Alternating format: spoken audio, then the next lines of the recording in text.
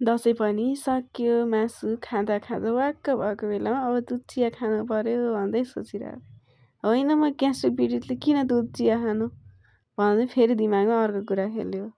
एकैछिनमा दुध तताउँदै यसो र्याकतिर हेरेको त कहिलेदेखि कस्टर्ड लडिरहेको रहेछ कि त्यहाँतिर। अनि उठाएर सोचेँ अब कस्टर्ड बनाइदिन्छु।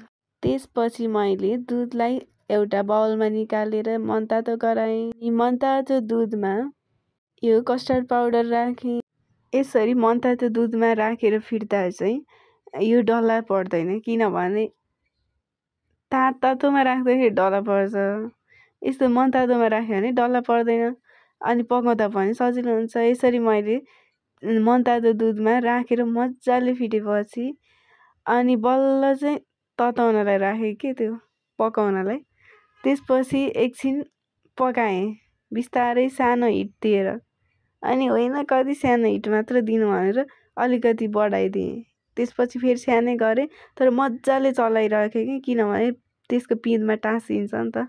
यो चाँडै हिटले टाँसिहाल्छ कस्टर्डको पाउडरहरू, दुधमा लाग्नै पाउन्न। त्यही भएर मजाले कस्टर्डलाई चलाई पकाइरहेको थिएँ। त्यसपछि ठिक हुँदै जान्छ है, पकाउँदा ख्याल गर्दै जानु।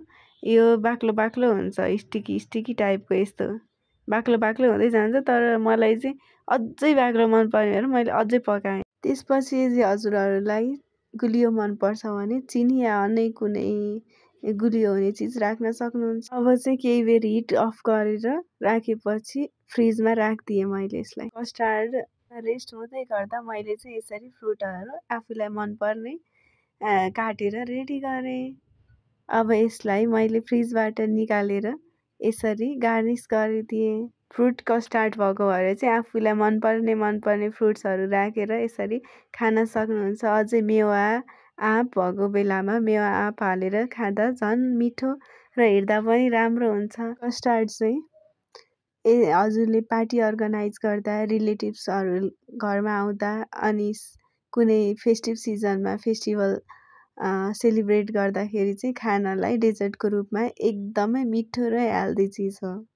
हजुरहरूले पनि यसरी नै घरमा बनाएर आफू पनि खानुहोला, अरूलाई पनि इन्जोय गराउनु होला। हेर्नु त हेर्दा कति राम्रो भयो। हेर्नु त कति खाउँ लाग्दो भयो यसरी डेकोरेसन गर्दा। धन्यवाद।